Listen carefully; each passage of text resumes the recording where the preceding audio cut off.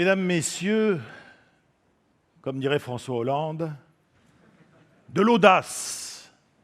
Encore de l'audace. Toujours de l'audace et la France est sauvée. Bon, d'accord, il a piqué la citation à Danton. Mais enfin bon, au point où on en est. C'est intéressant cette histoire, vous voyez, parce que moi au départ je m'étais dit, puisqu'on me demande d'être audacieux, je vais leur faire un truc que j'ai jamais fait. Je vais faire une conférence en latin.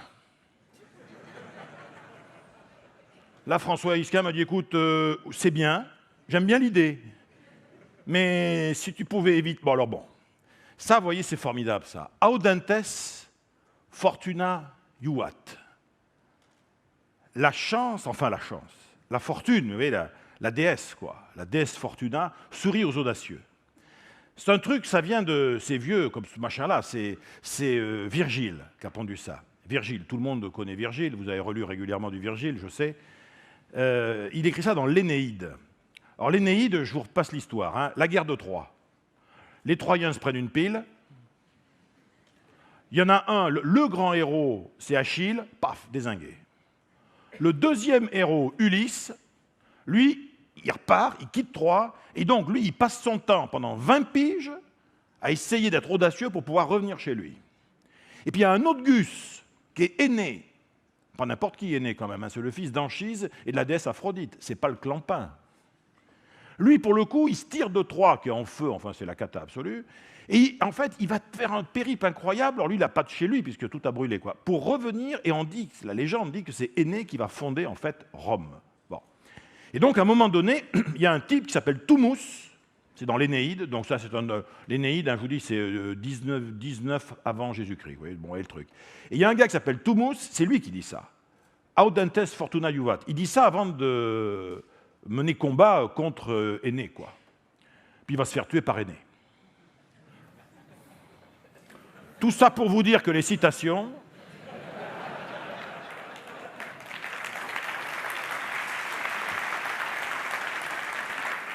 Alors, cela dit, bon, ça reste quand même un truc incroyable. Et dans la culture, d'ailleurs à la fois la culture grecque et surtout la culture romaine, ça reste quand même quelque chose qui est très important. On dit toujours qu'il faut être courageux, vous voyez, pour affronter l'adversité, mais il faut être audacieux pour s'en faire une alliée. Il y a une vieille histoire comme ça qui traîne, il y a deux philosophes, sans doute des stoïciens, ils sont en train de discuter, ils sortent des termes probablement, et puis tout d'un coup ils discutent sur quelle est la vertu fondamentale pour celui à qui on va confier les rênes de la cité. Et alors, ils se mettent assez rapidement d'accord, pour pouvoir diriger la cité, il faut être courageux. Alors simplement, il y en a un des deux qui dit à l'autre, attention, hein, à condition de bien comprendre que le courage, c'est un mélange, hein, c'est une émulsion. C'est un mélange entre, effectivement, la volonté, d'une part, et la lucidité, d'autre part, parce que si tu n'as que de la volonté, mais tu n'as pas de lucidité, tu n'es pas courageux, tu es téméraire, très dangereux. Mais si tu n'es que lucide, mais tu n'as pas de volonté, tu as un courage intérieur, comme on dit. Tu es le seul à savoir que tu es courageux, tu vois. Mais tu y crois à fond. Bon. Et quand même, il y en a un des deux qui dit à l'autre, oui, mais t'es gentil, mais bon, courage, voilà, volonté, lucidité, mais comment tu les équilibres? Effectivement, l'idée est là, c'est-à-dire que l'autre, son copain lui répond, tu vois, tu as deux types de situations dans la vie. Et c'est un point-là très important, parce que c'est toujours vrai pour nous. Nous avons deux types de situations dans nos vies. Les situations auxquelles on pense qu'on peut quelque chose, et les situations auxquelles on pense, peut-être à tort, hein, mais en tout cas qu'on peut rien. Chaque fois qu'on est face à une situation à laquelle on croit qu'on peut quelque chose, c'est la volonté qu'il faut mettre aux commandes, bien évidemment, mais en gardant un peu de lucidité pour ne pas s'égarer.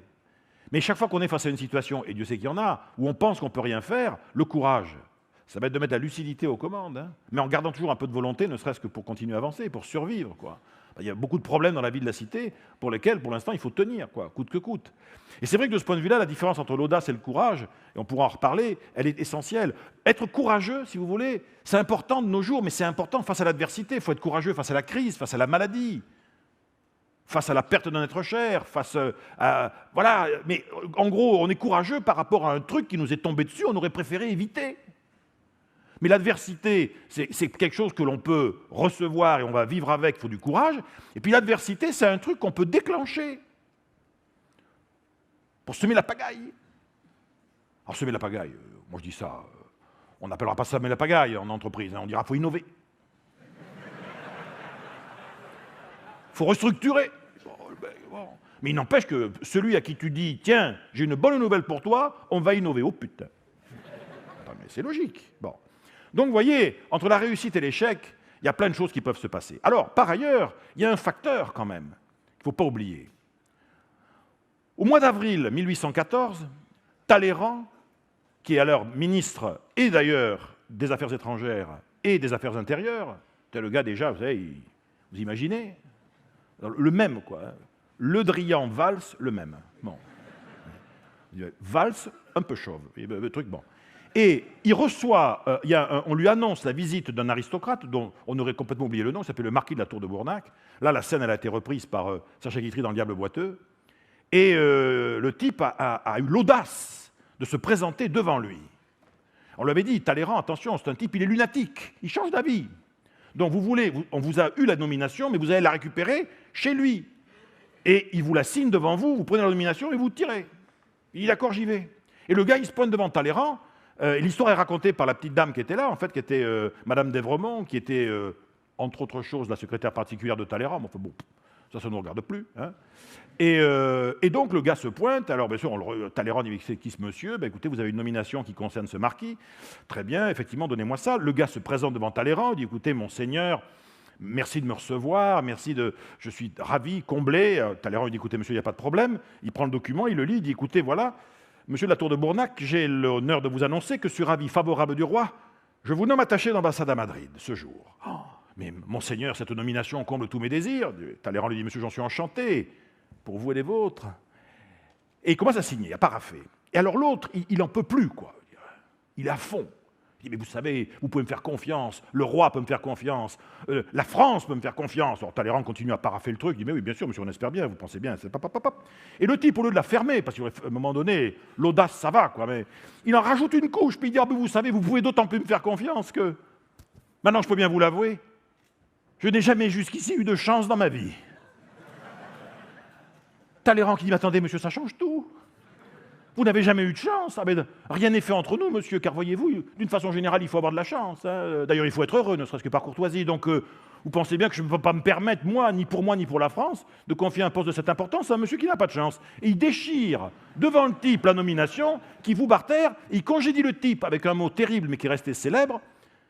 Vous pouvez d'ailleurs, pour ceux qui font du recrutement, ça marche encore aujourd'hui, hein, vous voulez virer un candidat, vous dites, adieu, monsieur, je m'en voudrais de contrecarrer votre infortune. Oh, le type, il part au bistrot. Alors, vous voyez, la chance, dans le fond, c'est Wiseman. Richard Wiseman, c'est un de mes collègues, il est professeur de psychologie à l'Université de Londres. C'est lui, pour le premier, qui a créé ce qu'on appelle le Luck Project Factor. Il avait recruté, lui, des chanceux, des malchanceux dans la presse. Il a fait passer des annonces. Lucky People Wanted.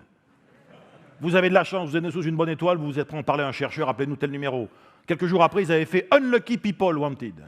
Vous n'avez pas de chance, vous avez la loose, vous êtes né sous une mauvaise étoile, vous ratez, généralement par hasard d'ailleurs, tout ce que vous entreprenez. Vous seriez prêt à en parler à un chercheur sans fondre en larmes, appelez-nous à telle date. Voilà. Et donc, il y avait peut-être 150 personnes dans le Luck Factor Project, ils avaient remonté, vous savez, ils avaient fait des analyses biographiques, recréé la vie des gens, tout ça, avec les éléments clés, et ils avaient analysé ces événements de vie, tout ça. Alors, toujours est-il que, au bout du compte, on se rendait compte que tous ces gens qui croyaient qu'ils étaient ou chanceux ou malchanceux, parce que c'était une croyance dans le fond, ils avaient quasiment tous vécu la même chose en termes d'événements de vie, vous voyez. Mais en revanche, les chanceux, ils ne mettaient pas les événements dans le même ordre. Ils ne leur donnaient pas la même signification. Il y avait des tas de choses qui bougeaient. Et ce qui faisait que Wiseman, il avait dit cette chose que je trouve très importante, il disait, vous voyez, la chance, dans le fond, ce n'est pas ce qui vous arrive. C'est ce que vous allez faire avec ce qui va vous arriver. De même que d'ailleurs, ça va aussi contre cette idée du déterminisme. Quand on vous dit, oui, mais vous savez, on est ce que les autres ont fait de nous. Mais bien sûr que non, tout ça est faux. Nous ne sommes pas ce que les autres ont fait de nous. Nous sommes ce que nous allons faire avec ce que les autres ont voulu faire de nous. C'est pas pareil. Moi, j'explique ça à mon épouse assez régulièrement.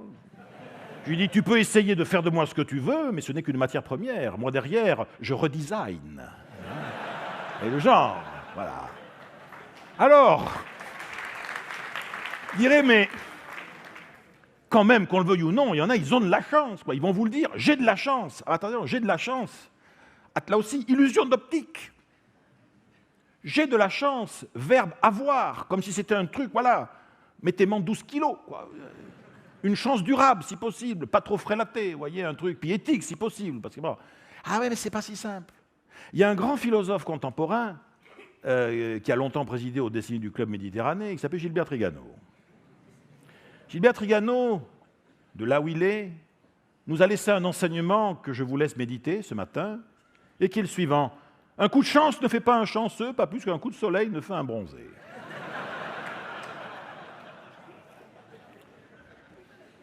C'est pas bête. Mais ça a derrière une signification extraordinaire, c'est qu'effectivement, quand on dit, et on le dit, j'ai de la chance, on croit qu'on dit j'ai de la chance, verbe avoir. Alors qu'en fait, pas du tout. Quelqu'un qui dit j'ai de la chance, il est en train de dire j'ai de la chance. Verbe aider. Ah, ça change tout là. Parce que si c'est ça, ça veut dire qu'on peut faire quelque chose. Et faire de la chance son ami. Là, ça devient intéressant.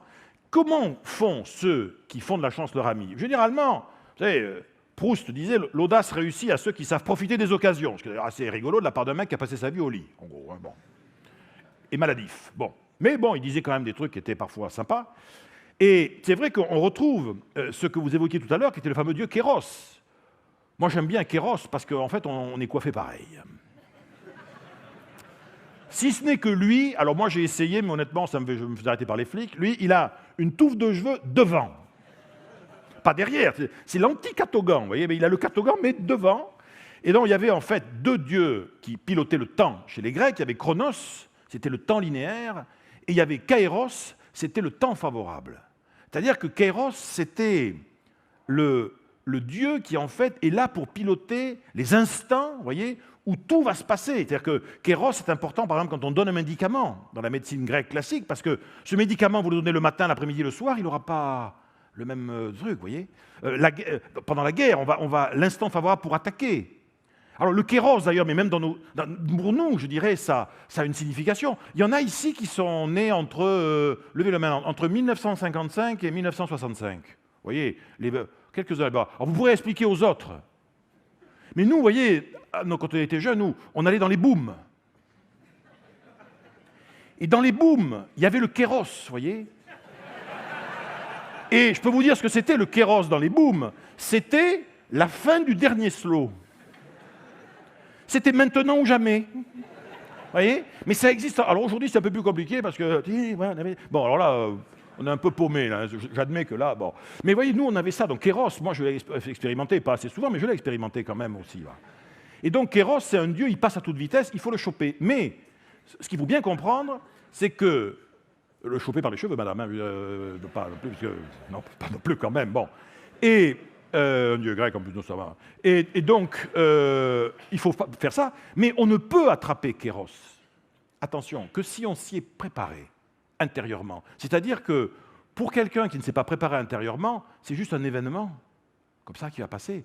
Mais il ne peut pas être favorable, puisqu'un événement ne devient favorable que par rapport à un univers intérieur. Donc ça veut dire que, vous voyez, quand on va avoir de la chance déjà, et les entrepreneurs le savent bien, on commence par installer, presque au sens informatique, vous voyez, on installe une intention. Voilà, appelez ça comme vous voulez, un projet, un désir, un rêve, etc. Mais on ne peut pas avoir de la chance dans l'absolu. Moi, un gars un jour qui me dit, mais de toute façon, moi, vous savez, M. Gabillet, moi, ce qui me rend triste, c'est j'ai jamais eu de chance. Le gars, ça faisait des heures qu'il me bassinait avec cette histoire-là, mais j'ai jamais eu de chance, jamais eu de chance. J'ai fini par lui dire, écoutez, rassurez-vous, même si vous en aviez eu, qu'est-ce que vous en auriez fait? Le gars me dit, j'avais pas vu ça comme ça. Je dis, écoutez, on était au bistrot, je dis, écoutez, garçon, c'est pour monsieur les consommations, hein, voilà. Oh, ça va, hein. Alors, il n'y a pas que ça aussi, c'est que, encore faut-il se tenir prêt. Parce que, voilà, rencontrer l'inattendu, il faut qu'il se passe des trucs, quoi, mais il faut les percevoir. Je ne sais plus qu'est-ce qu'il disait, le vrai malchanceux, en fait, chaque fois que la chance débarque chez lui et frappe à sa porte, le mec, il appelle les flics pour tapage nocturne. C'est-à-dire qu'il ne voit pas passer, quoi. Hein. Le nombre de coups de chance, peut-être qu'on laisse passer comme ça autour de nous. On n'a pas fait gaffe, quoi. On n'était pas prêt. On n'était pas... Vous voyez, on n'avait pas ce qu'on... Les anglo-saxons appellent ça « luck readiness », le fait d'être prêt, en fait, à rencontrer la chance. Face à l'adversité, bien évidemment, ça j'ai eu l'occasion d'en parler souvent ici, face à l'adversité, les vrais chanceux, ils optimisent, quoi. Ils recyclent, ils font du compost. Ils prennent du déchet de vie, ils en font de l'engrais. Bon, on connaît ça. Et alors, et c'est ça dont je voulais vous parler aujourd'hui, quand le moment est venu, le vrai chanceux, il y va, quoi. Il ose. Alors, oser. Lincoln a une phrase formidable là-dessus. Il dit « Des choses peuvent arriver à ceux qui attendent, mais uniquement celles qui ont été laissées par ceux qui ont foncé. Alors ça, c'est intéressant. Ça signifie qu'on a tous des chances possibles, mais celui qui s'est servi en premier, qui a tenté le coup, il a pu lui arriver davantage de choses. Il a pu, ça ne veut pas dire il doit. Ce n'est pas nécessaire, hein. Ça ne marche pas à tous les coups. Alors ça marche comment d'ailleurs l'audace? Ah, l'audace, ça c'est un beau concept, l'audace. Dans le fond, vous voyez, l'audace, allez, on va dire, certes, c'est oser agir, d'accord, mais pas que ça. C'est oser braver les convenances. Ouais. D'une façon générale, si vous êtes audacieux, il y en a autour de vous, mais même des gens qui vous aiment, vous voyez, ou qui vous apprécient, ils vont toujours dire, il ou elle pousse un peu le bouchon quand même, hein. Il est gonflé. Vous voyez, on va dire ça. Et il faut aussi dépasser ses propres limites, parce que par définition, si je suis sûr à 100% que je vais réussir, je ne suis pas audacieux. Il y a toujours un peu de... Vous voyez, ce n'est pas sûr à 100%. Et donc, on va devoir à la fois oser agir, braver les convenances, dépasser ses limites, mais en dépit du risque et de ses peurs. Voilà, ça c'est l'audace. Alors, ça marche comment? D'abord, l'audacieux, déjà, vous voyez, il va faire différemment. Il fait un truc auquel personne n'avait pensé jusque-là. Mais c'est important, vous voyez, alors, par exemple, les premiers cubistes, là, ça, vous avez Braque, donc c'est Maison de l'Estaque, puis vous avez Demoiselle d'Avignon, c'est 1907. Je dois vous dire que les premiers qui voient ça, ils disent, ils carburent à l'éther. D'ailleurs, ils carburaient à l'éther, mais bon. Mais ça n'explique pas tout. Il faisait différemment, on prend des formes et tout, on tourne autour de l'objet, enfin, c'est un truc de folie, quoi. Bon. Quand Braque et Picasso font ça, bon, Matisse, il dit, mais attends, c'est génial ce qui se passe. Pourtant, il ne pouvait pas les encaisser, hein, mais il dit, c'est génial quand même. Voilà, Steve, quand il lance ça c'est faire différemment quand même. Hein. C'est tout. Là, maintenant, ça nous paraît évident, mais vous imaginez, on nous aurait tous raconté ici, il y a 10 ans, ça, là, on devient, mais de quoi il parle bon. Alors, vous avez aussi l'audacieux, il ose la nouveauté. On va faire un truc nouveau, vous voyez. On va faire un truc nouveau. La Tour Eiffel, j'ai retrouvé un truc, je vous le lis parce que c'est formidable. Hein. Ça, c'est pour vous montrer la prescience des experts de tout poil. Ça, c'est un article qui est paru dans Le Temps. Bon, Le Temps, c'était Le Monde hein, à l'époque, voilà. Et c'était un groupement d'écrivains, d'artistes de l'époque, mais des gens, il n'y avait pas des rigolos, je veux dire, les gars, membres de l'Institut et tout, académiciens français, attendez, de l'intelligentsia modèle robuste, quand même, hein. De l'intello de démonstration. Je cite. La commerciale Amérique elle-même n'en voudrait pas. Pendant 20 ans, nous verrons s'allonger sur la ville entière, frémissante encore du génie de tant de siècles, nous verrons s'allonger comme une tache d'encre, l'ombre odieuse de l'odieuse colonne de tôle boulonnée. Quelle prescience!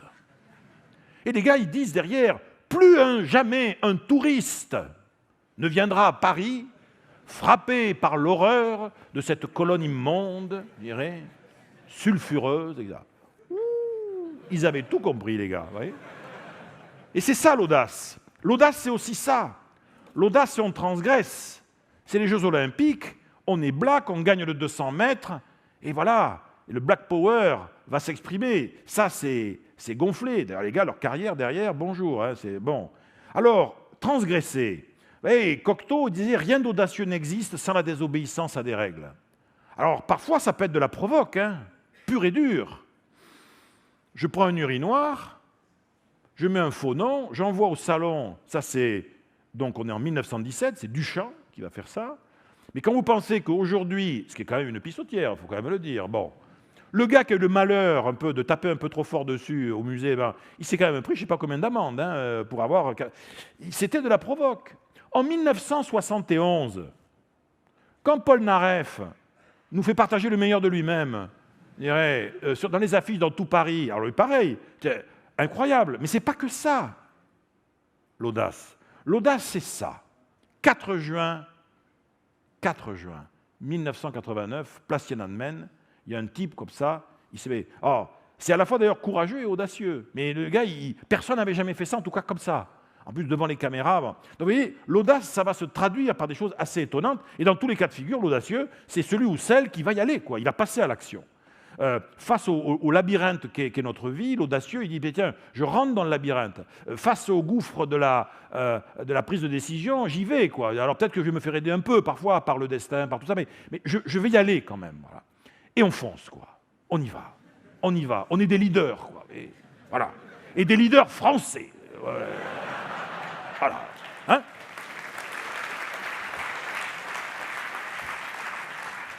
Alors simplement, attention, l'audace, d'accord, mais l'audace, de toute façon, c'est un peu aller trop loin, mais pas trop quand même. Hein.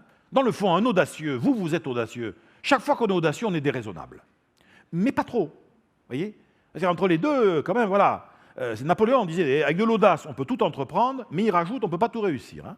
Ah oui, c'est clair. Hein. Pour ça, d'ailleurs, que généralement, moi, si vous êtes un vrai audacieux ou une vraie audacieuse, débrouillez-vous pour avoir à côté de vous quelqu'un qui est plus pépère, vous voyez, plus peinard.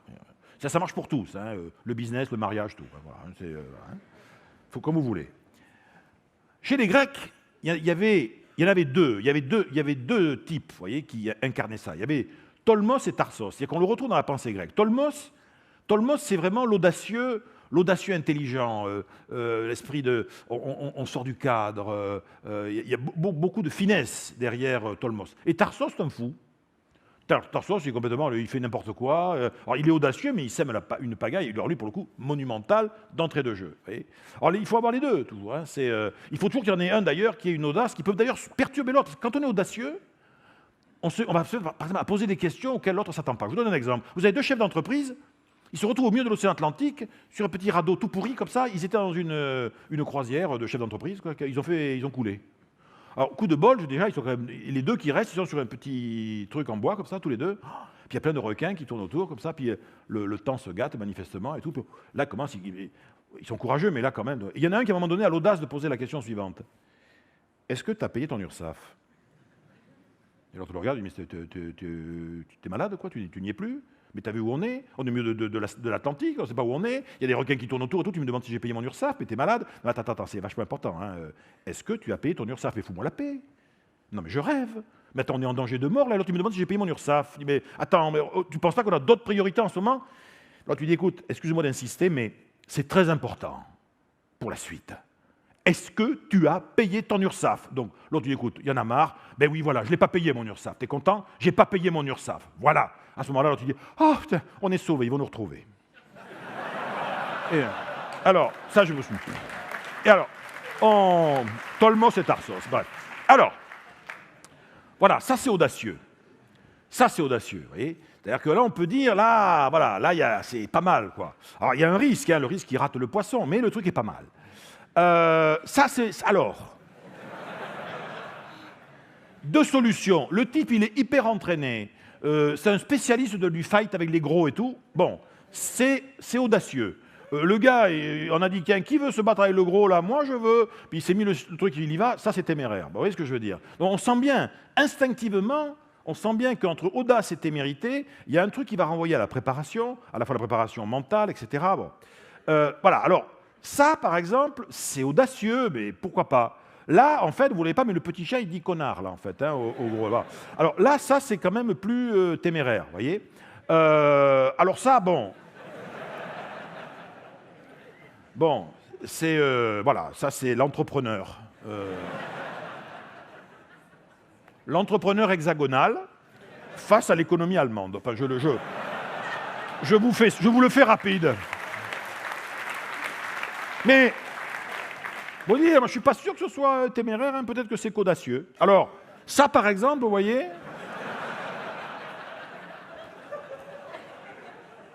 ça, c'est audacieux. En revanche, pour la demoiselle, ça, c'est téméraire. Ça, c'est audacieux. C'est la vie, de toute façon, je vais vous dire, la vie, c'est audacieux.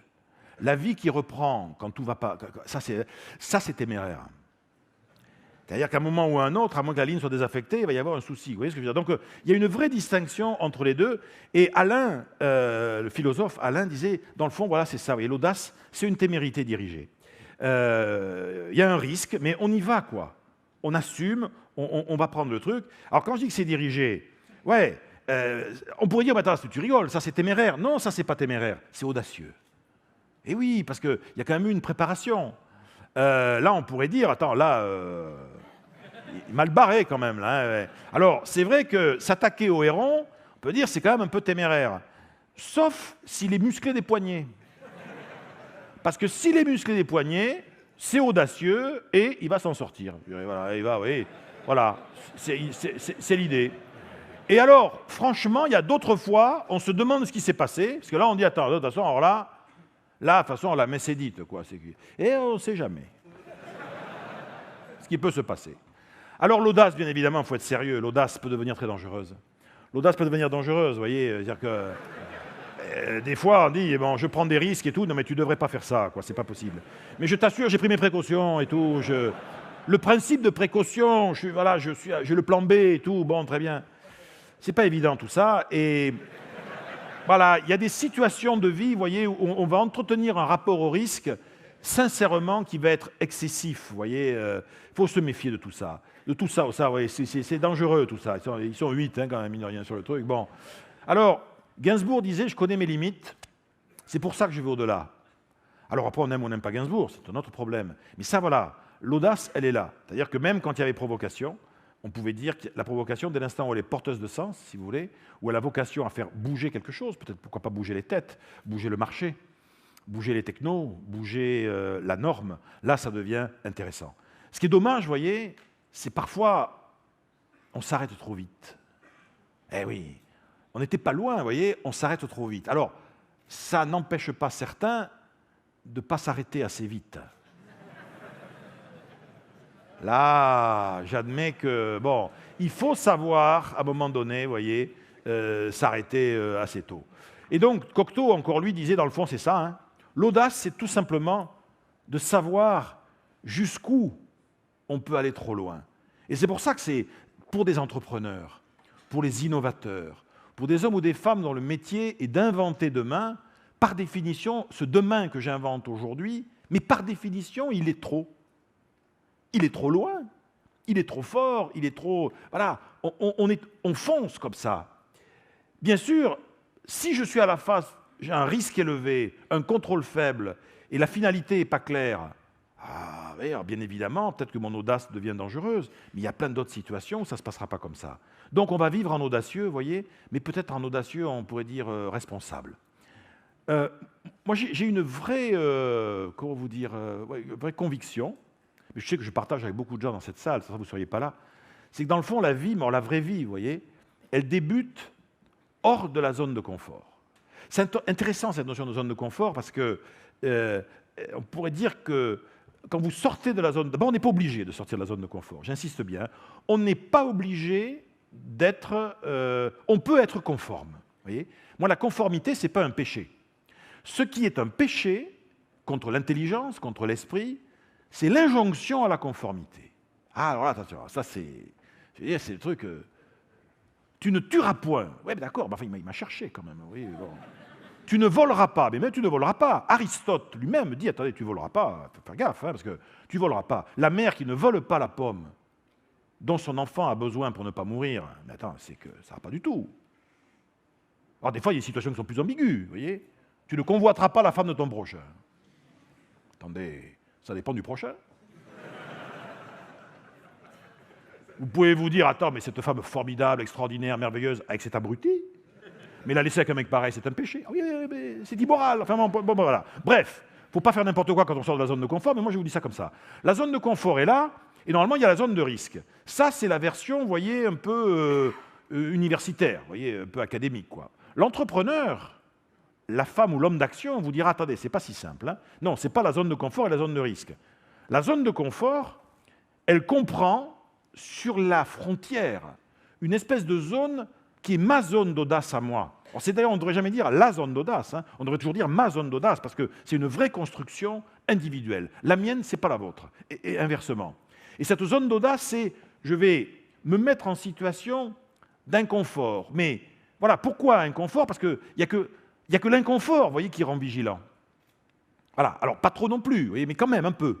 Il y a un proverbe indien, par exemple, qui dit « L'homme sage poursuivi par le tigre court toujours beaucoup plus vite que l'homme sage poursuivi par des poules. » Donc il faut savoir, c'est le tigre ou c'est les poules, mais voilà, il faut qu'on se mette d'accord. Et donc, là, la zone, c'est plus la zone uniquement à risque, là, hein, attention. Quand j'ai poussé ma zone d'audace le plus loin possible, c'est plus la zone à risque, c'est la zone interdite. Là, il faut être clair là-dessus, il n'y a pas de discussion à avoir. Alors, moi je vous proposerais, à la fois pour vous, pour les gens que vous aimez, pour les gens avec qui vous travaillez. Si on se mettait en route pour la fortune, mais la fortune avec un grand F, hein, c'est-à-dire voilà, les belles occasions, les trucs formidables, comment ça fonctionne?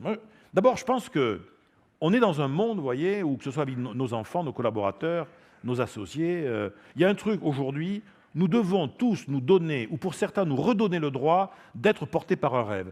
C'est-à-dire portés par un rêve, c'est-à-dire avoir une image du futur qui ne soit pas conforme. Voyez, il n'y a rien de pire que se donner des rêves peinards, voyez, des rêves raisonnables. On perd sans doute quelque chose. On peut, si on veut, si on a vraiment... Bon, il y a une dame un jour comme ça qui me dit, mais moi, vous pourriez m'expliquer, M. Gabier, je voudrais être sûr de rencontrer aucune opportunité. Alors je dis, écoutez, alors là, ça va être long, ça va être cher, vous allez me parler de votre enfance, je veux dire, mais je ne sais pas trop comment vous dire. Ça, c'est notre façon normale de fonctionner. Vous voyez, on a tous, quelque part, ce type de choses. Cette métaphore-là est importante. Ensuite, il existe des tas de choses dans le monde, dans la vie, on n'y peut rien. Enfin, je veux dire, on n'y peut rien. Vous voyez, à titre individuel, on n'y peut rien. On peut en être conscient. Ce qui est dangereux, c'est quand on rumine dessus. Parce que le temps que je passe à mettre mon énergie sur des choses auxquelles je ne peux rien, c'est du temps de vie perdu. Or, je suis désolé, le temps passe. 85 ans de vie, c'est 31 500 jours, 745 000 heures. D'accord? Dont 150 000 heures où vous avez dormi. Donc le temps passe, vous voyez ce que je veux dire, hein? Donc on n'a pas tout notre temps. D'ailleurs, moi je vous donne un truc, hein. Ça aussi je dis souvent, mais arrêtez de dire que vous perdez du temps. Arrêtez de dire ça, parce que ça parle à personne. Le temps, vous voyez, c'est un truc abstrait. Non. Remplacez systématiquement dans votre conversation le mot temps par le mot vie. C'est pas tu me fais perdre du temps, là. Tu me fais perdre de la vie. Le gars vient vous donner un truc qui n'a aucun intérêt, il dit t'es gentil, mais excuse-moi, tu me fais perdre un peu de temps. Non, excuse-moi, là, tu me fais perdre de la vie, là, tu vois. Vous allez voir, il va tourner les talons, il se barre, il ne revient plus. Hein. C'est là, garantie sur facture. Prendre le risque d'agir sur tout ce qui peut être changé. Chercher autour de moi, avoir l'audace d'aller trouver des leviers là où les autres, pour l'instant, ne font pas encore levier. Ça, c'est intéressant. Se préparer, mais surtout sans tout planifier. Même ça peut, moi, il m'arrive même de dire, évitez de demander trop de conseils à des experts parce que ça va vous éviter de vous égarer. C'est important de savoir s'égarer. Et vous voyez, à l'époque, quand Christophe Colomb, il se barre avec la Nina, la Pinta, la Santa Maria, qui sont des bateaux qui ne sont même pas faits pour ça, hein, vous pensez bien qu'il n'a pas tout planifié. Déjà, le gars, il croit qu'il va découvrir les Indes, le pauvre gars. Il est mort sans savoir qu'il n'avait pas découvert les Indes. Mais il fallait qu'il le fasse, il fallait que quelqu'un le fasse. Vous pensez bien que... Est-ce que vous imaginez Christophe Colomb en 2015 avec le principe de précaution? Les bretelles, le harnais, la ceinture, le machin... Mais non, c'est impossible. Mais le principe de précaution, entre nous, moi, j'ai rien contre. Enfin, si, j'ai contre. Mais bon, peu importe. Et Pasteur, Louis Pasteur, avec le principe de précaution. Pas de vaccin, hein? Vous rigolez, on ne va pas s'amuser à faire un vaccin, tester un vaccin par un mec qui n'est même pas médecin. Mais où on va, là? Bon. Attention, on est dans des mondes aujourd'hui où nous risquons de mourir pour excès de conformité. Pour, non pas d'ailleurs, quand vous dites « je gère le risque », moi je trouve, vous voyez, que dans le monde dans lequel on vit aujourd'hui, ce n'est pas un problème de gestion. Je pense qu'il existe une véritable haine du risque qui est en train de monter. C'est-à-dire qu'on veut bien prendre tous les risques possibles, mais sans danger. C'est un peu compliqué quand même. Hein. Ouvrir de nouvelles portes sans toujours savoir ce qu'il y a derrière. Ben oui, parce que si on sait ce qu'il y a derrière, je dirais c'est pas audacieux, je dirais c'est de la stratégie. Mais ouvrir de nouvelles portes, c'est de nouvelles portes technologiques. Mais ce n'est pas que ça, c'est de nouvelles portes relationnelles. Ça a été à une certaine époque des nouvelles portes géographiques, vous voyez, de territoire. Et puis, dans le fond, vous voyez, le message clé aujourd'hui, c'est... Et si on acceptait tout bêtement de bifurquer? Pourquoi? Parce que si vous faites un petit retour en arrière, vous-même, vous voyez, dans vos propres vies, dans ce qui est votre parcours de vie jusqu'à aujourd'hui, vous vous rendez compte qu'à plusieurs reprises, vous avez été face à une croisée des chemins que vous n'aviez pas vu venir. Et voilà, qu'est-ce qu'on faisait? On allait à gauche ou à droite? Je dis oui ou je dis non? Je tente le coup ou on suspend, on arrête les frais?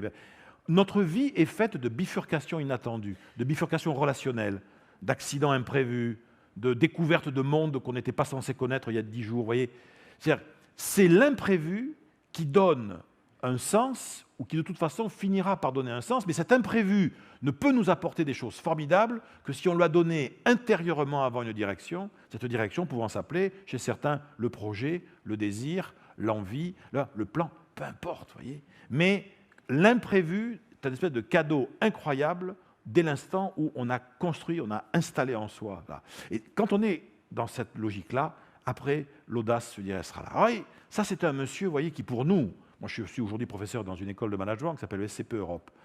Au mois d'octobre 1961, ce monsieur-là fait la couverture de Time Magazine. Vous vous rendez compte, ce type-là, il n'a jamais été élu de sa vie, ça n'a jamais été un homme politique, etc. Il n'a jamais eu aucun mandat, rien. C'était un inconnu total, il n'a jamais été... Il s'appelait Jean Monnet. Jean Monnet, ça a été un des pères vraiment de l'Europe. Et Jean Monnet, je vous dis il a toujours laissé les lauriers aux politiques, je dirais, à qui il avait donné les idées. Il a fallu attendre qu'il soit mort pour qu'on commence à se rendre compte que le gars avait fait des trucs intéressants. Et il avait une phrase, vous voyez, qui était extraordinaire et que je vous donne un peu, voilà, je vous offre cette phrase un peu comme cadeau au moment de terminer cette intervention. Monnet disait, vous voyez, ce n'est pas l'impossible qui pourrait demain nous désespérer, mais l'idée lancinante du possible qu'on n'a pas osé atteindre. C'est un mec formidable. Voilà, merci.